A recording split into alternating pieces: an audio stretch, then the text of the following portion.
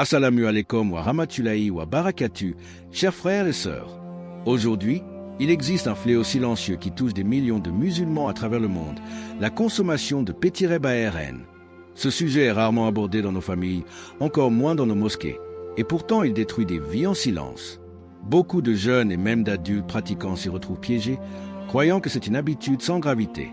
Mais derrière cet écran se cache une véritable arme de destruction massive pour le cœur, l'esprit et la foi. Ce n'est pas seulement une question de morale ou de religion. C'est une question de santé mentale, de pureté spirituelle et de dignité humaine. Le PTRBARN crée une dépendance comparable à celle de la drogue.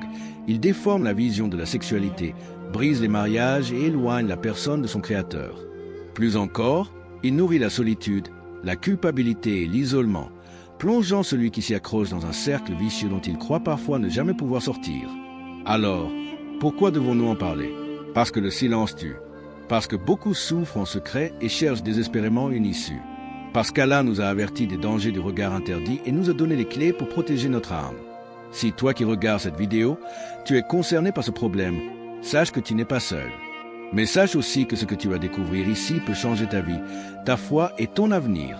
Prépare-toi, car ce que tu t'apprêtes à entendre pourrait être le premier pas vers ta libération. Avant de commencer, pensez à liker la vidéo, à vous abonner et à activer la cloche pour ne rien manquer. Partagez cette vidéo avec vos proches, car ces connaissances peuvent littéralement changer une vie. La réalité cachée du PTRBARN. Le PTRBARN n'est pas une simple distraction que l'on peut consommer sans conséquence. C'est une véritable industrie mondiale qui génère des milliards de dollars chaque année. Selon certaines estimations, le PTRBARN représente plus de revenus que les grandes ligues sportives réunies. Chaque seconde, des milliers de vidéos sont visionnées, et chaque jour, des millions d'individus y consacrent une partie de leur temps. Et parmi eux, un nombre énorme de musulmans, jeunes et moins jeunes, hommes et femmes, pris dans ce piège invisible. Mais ce n'est pas seulement une question d'argent. Derrière cette industrie se cache une stratégie bien pensée, exploiter les faiblesses humaines. Les producteurs savent que le désir est l'un des instincts les plus puissants, et ils utilisent ce besoin naturel pour le détourner, le pervertir et en faire un outil de manipulation. Chaque image, chaque vidéo est conçue pour attirer, choquer, exciter et retenir l'attention, jusqu'à créer une habitude difficile à briser. D'un point de vue psychologique, le PTRBARN agit sur le cerveau comme une drogue. À chaque visionnage, la dopamine, l'hormone du plaisir, est libérée, donnant une sensation momentanée de satisfaction. Mais rapidement, le cerveau s'habitue et en demande toujours plus extrême, pour obtenir le même effet. C'est ainsi qu'un simple visionnage par curiosité peut se transformer en une dépendance destructrice. Et le plus dangereux dans tout cela, c'est le conditionnement mental. Le PTRBARN modifie la manière dont on perçoit les relations, le corps, l'amour et même le mariage. Il transforme des êtres humains réels en objets de consommation. Progressivement, l'esprit s'éloigne de la réalité pour vivre dans une illusion fabriquée qui déforme la vision du monde et de soi-même. Derrière chaque clic, il ne s'agit pas seulement d'une vidéo anodine, c'est un piège psychologique et spirituel qui enchaîne des millions d'âmes dans le silence. Le regard en islam. En islam, le regard n'est pas un simple geste physique. C'est une porte vers le cœur et l'âme. Ce que nous laissons entrer par nos yeux influence directement notre foi, nos pensées et nos désirs. C'est pour cela qu'Allah a donné un ordre clair et explicite dans le Coran. Dit aux croyants de baisser leur regard et de préserver leur chasteté. Cela est plus pur pour eux. Allah est, certes, parfaitement connaisseur de ce qu'ils font. Sourate An-Nur, 24h30. Et immédiatement après, Allah s'adresse également aux croyantes. Et dit aux croyantes de baisser leur regard, de préserver leur chasteté. Sourate An-Nur, 24h31. Ces versets nous montrent que la protection du regard est une obligation spirituelle, un acte de purification intérieure. Le regard n'est pas neutre, il ouvre une porte vers la tentation, puis vers l'action. C'est pourquoi le prophète a dit « Le regard est une des flèches empoisonnées de Satan. Celui qui s'en détourne par crainte d'Allah, Allah lui donnera une douceur dans le cœur jusqu'à ce qu'il goûte la saveur de la foi. » Hadith rapporté par Al-Hakim. Le prophète a aussi rappelé que chaque membre du corps peut tomber dans le péché. Le fils d'Adam a sa part de fornication qui lui est prescrite, et cela de manière inévitable. La fornication des yeux et le regard, la fornication de la langue et la parole, l'âme désire et souhaite, et les parties intimes confirment cela ou le démentent. Rapporté par Al-Bukhari et Muslim. Ces enseignements montrent que le regard est la première étape vers la corruption du cœur. Une image interdite peut sembler insignifiante, mais elle laisse une trace dans l'âme. Plus le regard s'habitue à l'interdit, plus le cœur s'assombrit et s'éloigne de la lumière de la foi. Préserver son regard, ce n'est pas seulement éviter le péché, c'est aussi protéger la pureté intérieure. Car un cœur pur est un cœur capable de goûter à la douceur de la prière, de ressentir la proximité d'Allah et de vivre une foi sincère. Celui qui ferme ses yeux à l'interdit, Allah ouvre son cœur à la lumière. Les conséquences spirituelles. Le P-BARN n'est pas seulement un problème psychologique ou social, c'est avant tout une atteinte directe à la foi. Amen. Chaque visionnage est un acte de désobéissance qui laisse une empreinte dans le cœur. Le prophète a expliqué que lorsqu'un serviteur commet un péché, une tache noire apparaît dans son cœur. S'il se repent, elle est effacée. Mais s'il persiste, ces taches s'accumulent jusqu'à ce que le cœur soit complètement obscurci. C'est exactement ce qui se produit avec le P-BARN, une habitude qui noircit progressivement le cœur et affaiblit le lien avec Allah. La conséquence la plus immédiate est dans la prière. Celui qui s'y adonne régulièrement constate souvent une perte de concentration. Couche. Son esprit est envahi par des images, ses pensées vagabondent et son cœur devient lourd. La prière, qui devrait être un refuge et une source de sérénité, devient difficile, vide de saveur. Or, la prière est la colonne vertébrale de la foi. Si elle est affaiblie, toute la spiritualité de la personne est fragilisée. De plus, le P-BARN éloigne le croyant de la proximité avec Allah. Comment espérer goûter à la douceur de la lecture du Coran ou au plaisir de l'invocation quand son regard s'est habitué à l'interdit? Le cœur devient dur, insensible au rappel, et la personne finit par ressentir une froideur dans sa foi. Elle peut même perdre la motivation pour accomplir des actes d'adoration, car son âme est enchaînée par la culpabilité et l'habitude. Les savants décrivent ce type de dépendance comme une véritable maladie du cœur.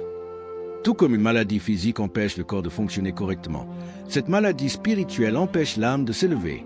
L'œil devient malade car il s'habitue à voir ce qu'Allah a interdit. Le cœur devient malade car il s'habitue à désirer ce qui est impur. Et l'âme devient malade car elle s'éloigne de sa raison d'être. Adorer son Créateur. Mais comme toute maladie, elle a un traitement. Et la première étape, c'est de reconnaître son existence et de chercher la guérison auprès d'Allah, le guérisseur des cœurs. Les conséquences psychologiques. Au-delà des effets spirituels, le P-BARN a des répercussions profondes sur la psychologie de celui qui en consomme. De nombreuses études montrent un lien direct entre la consommation excessive et des troubles comme la dépression, l'anxiété et la perte de confiance en soi. Beaucoup de personnes piégées dans cette habitude ressentent une culpabilité permanente. Elles savent que ce qu'elles font est mauvais, mais n'arrivent pas à s'en détacher. Ce conflit intérieur crée une souffrance invisible qui peut mener au désespoir. Sur le plan de l'identité, le P-BARN déforme la perception de soi. Celui qui s'y habitue développe souvent un sentiment d'infériorité. Il se compare inconsciemment aux corps irréels et aux scénarios exagérés qu'il voit à l'écran. Résultat, il perd confiance en ses propres capacités, il doute de sa valeur et de sa dignité. Cette autodévalorisation peut peser lourdement sur la vie quotidienne, les relations sociales et même les projets personnels. L'une des conséquences les plus graves est la déformation de la perception des relations humaines. Le P-BARN présente une image fausse, artificielle et déshumanisée de la sexualité.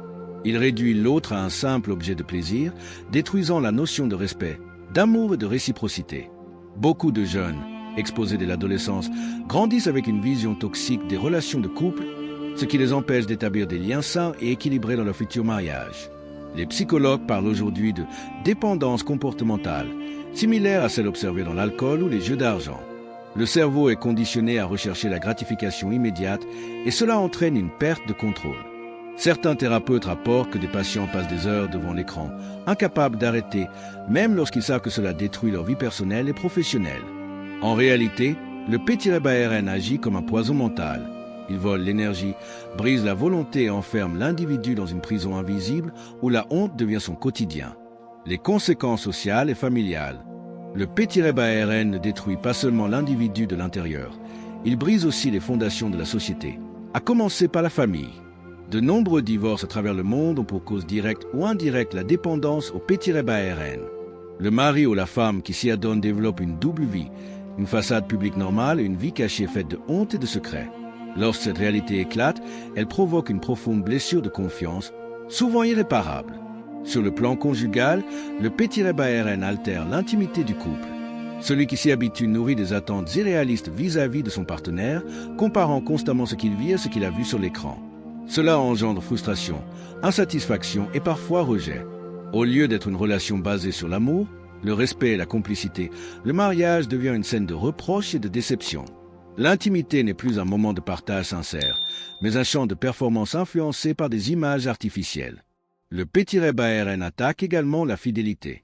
Même si certains minimisent en disant « ce n'est pas une vraie trahison », la réalité est que nourrir son regard et ses désirs avec d'autres que son conjoint est une forme d'infidélité émotionnelle et spirituelle. Elle laisse l'autre blessé, rejeté et humilié. Cela fragilise le lien du mariage jusqu'à conduire parfois à l'adultère réel, car l'addiction pousse à toujours vouloir expérimenter plus. Le danger ne s'arrête pas au couple, il touche aussi les futures générations. Les enfants qui grandissent dans un foyer marqué par cette dépendance, même s'ils n'en connaissent pas les détails, ressentent le manque d'harmonie et de sincérité entre leurs parents. Et avec la facilité d'accès aux écrans, beaucoup d'entre eux découvrent le P-BRN très jeune, reproduisant ainsi le même schéma destructeur. Ainsi, ce qui commence par un simple écran isolé peut détruire des mariages, fragiliser des familles et transmettre une lourde chaîne de dépendance d'une génération à l'autre. Pourquoi c'est une addiction ? Beaucoup pensent que le P-BRN n'est qu'un simple divertissement qu'on peut arrêter à tout moment. Mais la réalité scientifique prouve le contraire. C'est une véritable addiction qui agit sur le cerveau exactement comme une drogue. Chaque fois qu'une personne regarde du P-BRN, son cerveau libère une forte dose de dopamine, l'hormone du plaisir et de la récompense. Cette décharge crée une sensation intense mais brève de satisfaction. Le problème, c'est que le cerveau s'habitue rapidement à ce niveau de stimulation. Résultat, il réclame plus souvent et des contenus de plus en plus extrêmes pour ressentir la même intensité. C'est ainsi que s'installe le cercle vicieux de la dépendance. Les neuroscientifiques comparent ce mécanisme à celui de la drogue ou de l'alcool. Quand un toxicomane consomme une substance, il active les circuits de récompense de son cerveau, ce qui provoque la dépendance. De la même manière, le P-BRN active ces mêmes circuits, avec la différence qu'il est accessible partout, gratuitement et en secret, ce qui rend son piège encore plus redoutable. L'autre danger, c'est que l'addiction ne se limite pas au regard. Elle impacte la chimie du cerveau et modifie la perception du réel. Celui qui est dépendant ne trouve plus de plaisir dans les choses naturelles de la vie, comme une relation saine avec son conjoint, car son cerveau est conditionné à chercher des stimulations artificielles. C'est aussi pour cela qu'arrêter seul est extrêmement difficile. Beaucoup de personnes font des efforts sincères, promettent d'arrêter, mais replongent quelques jours plus tard. Non pas parce qu'elles manquent de volonté, mais parce que leur cerveau est littéralement reprogrammé par des années de consommation. Comme pour une drogue, un accompagnement spirituel et parfois thérapeutique devient nécessaire pour briser ce cycle. En réalité, comprendre que le P-BRN est une addiction neurologique est une étape essentielle pour s'en libérer. On n'affronte pas un ennemi invisible avec la seule force de la honte. Il faut des armes concrètes, spirituelles et psychologiques. Les moyens islamiques pour s'en libérer. Si le P-BRN est une addiction qui ronge l'âme et le cœur, l'islam nous offre des clés puissantes pour s'en libérer. Contrairement à ce que certains pensent, Allah ne ferme jamais la porte du pardon. Peu importe l'ampleur du péché, la miséricorde divine est infinie pour celui qui revient sincèrement à lui. Le premier pas est la tauba, repentir sincère. Le prophète a dit, « Celui qui se repent d'un péché est comme celui qui n'en a jamais commis. » Ibn Majah. La tauba n'est pas seulement une demande de pardon avec la langue, mais une décision profonde. Regretter le péché, y mettre fin immédiatement et avoir la ferme intention de ne pas y retourner.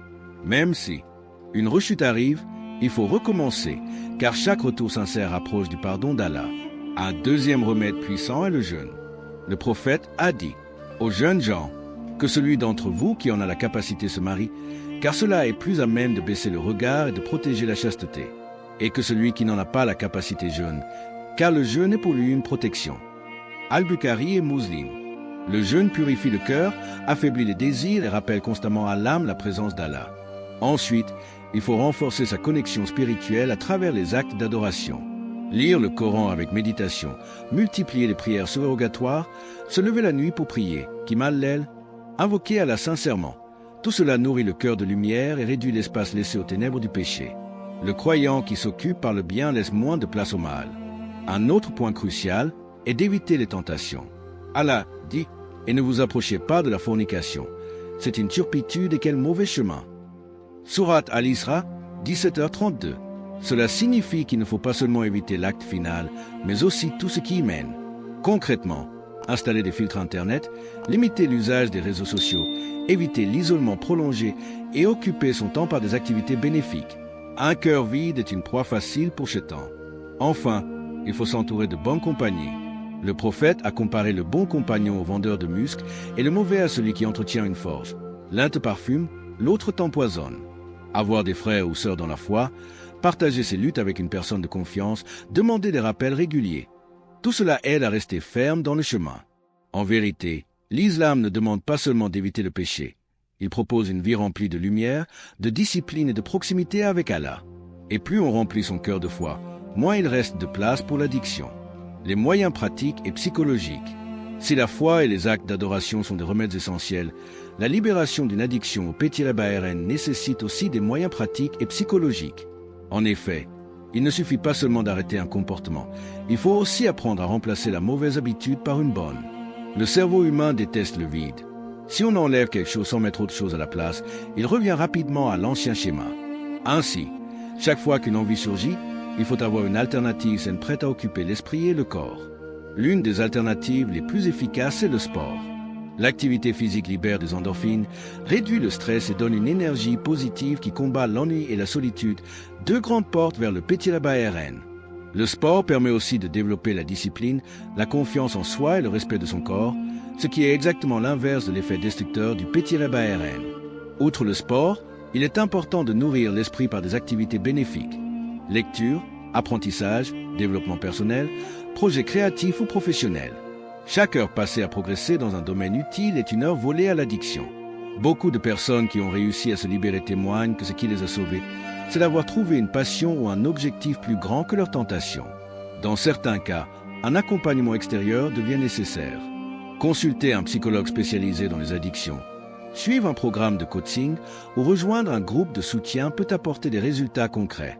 Le fait de parler de sa lutte à une personne de confiance brise le cercle du secret et de la honte et permet de trouver des stratégies adaptées. Il ne faut pas avoir peur de demander de l'aide. Cela ne diminue pas la foi. Au contraire, c'est un signe de courage et de sincérité dans le désir de guérir. Il faut aussi comprendre que ce chemin demande patience et persévérance. Se libérer d'une addiction n'est pas un processus linéaire. Il y aura des hauts et des bas, parfois même des rechutes. Mais chaque effort sincère compte auprès d'Allah et chaque petit progrès rapproche de la guérison. Le plus important est de ne jamais abandonner. Même si on tombe 100 fois, il faut se relever 101 fois. En combinant discipline personnelle, activité constructive, soutien psychologique et reliance à Allah, le croyant peut briser les chaînes de l'addiction. Et une fois libéré, il découvre une énergie nouvelle, une confiance retrouvée et une sérénité qui surpasse de loin les plaisirs éphémères du péché. Témoignages et exemples. De nombreuses personnes ont réussi à se libérer du P-BRN et leurs histoires sont une véritable source d'espoir. Certains racontent avoir commencé très jeunes, attirés par la curiosité et avoir vécu des années de culpabilité et de honte.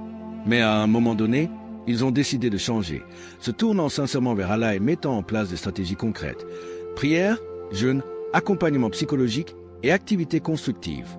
Ces témoignages montrent que c'est possible. Même après des années de dépendance, chaque effort sincère, chaque pas vers le repentir et la discipline peut transformer une vie. Des personnes qui pensaient être prisonnières de leur habitude découvrent progressivement la liberté, la paix intérieure et une confiance retrouvée. Au cœur de ces histoires, un message revient toujours. La miséricorde d'Allah est immense. Peu importe le nombre de fautes passées, il accueille toujours celui qui revient avec sincérité. Ces exemples ne sont pas seulement inspirants, ils sont une preuve vivante que la foi, la discipline et la persévérance triomphent toujours sur la dépendance et l'obscurité du péché. Conclusion et rappel final. Pour résumer, le P-BRN n'est pas un simple divertissement anodin. C'est une addiction qui affecte l'âme, le cœur, la psyché et les relations humaines. Il détruit la foi, perturbe la prière, érode la pureté du cœur et fragilise les mariages et la famille. Mais derrière cette réalité sombre, il y a une lumière, la miséricorde d'Allah et les moyens de se libérer de ce piège. Nous avons vu que le premier pas commence toujours par la tauba sincère. Se tourner vers Allah, regretter le péché et faire l'effort de ne plus y retourner ouvre la porte à un renouveau spirituel. Les moyens islamiques, prière, jeûne, lecture du Coran, éloignement des tentations renforcent le cœur et la foi. Les moyens pratiques et psychologiques, sport, projets constructifs, accompagnement spécialisé permettent de reconstruire sa vie et de combler le vide laissé par l'addiction. Le message est clair. Si tu regardes du Petit Rebbe ARN, arrête aujourd'hui. Fais le premier pas, même petit. Reconnais la gravité de la situation. Accepte l'aide d'Allah et des personnes de confiance et engage-toi à changer. Chaque effort sincère compte et rapproche de la liberté spirituelle et mentale. Rappelle-toi, aucune faute n'est trop grande pour la miséricorde d'Allah. Même après des années de dépendance, il accueille toujours celui qui revient à lui avec un cœur sincère. Ce n'est pas seulement une chance de se purifier, mais une occasion de transformer ta faiblesse en force spirituelle, de retrouver confiance, paix et clarté dans ta vie. Le chemin peut être difficile, mais chaque pas vers Allah est un pas vers la lumière. Ta lutte, tes efforts, ton repentir et ta persévérance peuvent te conduire à une vie nouvelle, pleine de foi, de dignité et de sérénité. Ne laisse pas le Petit Rebbe ARN voler encore une minute de ton cœur. Commence aujourd'hui et regarde comment la miséricorde et la guidance d'Allah peuvent transformer ta vie. Si tu as aimé cette vidéo et que tu veux en apprendre plus sur les bonnes manières de communiquer avec respect et bienveillance, alors, like cette vidéo pour soutenir le message. Abonne-toi pour ne pas rater les prochaines vidéos. Partage cette vidéo avec tes proches pour qu'ensemble, nous puissions répandre plus de bienveillance. Merci d'avoir regardé jusqu'au bout. Dis-moi en commentaire quelle question t'a déjà mis mal à l'aise et comment tu aimerais que les gens communiquent avec toi. À très bientôt pour une nouvelle vidéo. Abonnez-vous à notre chaîne pour plus de contenu inspirant et partagez ce message avec ceux que vous aimez. Ensemble, vivons pleinement et partons en paix.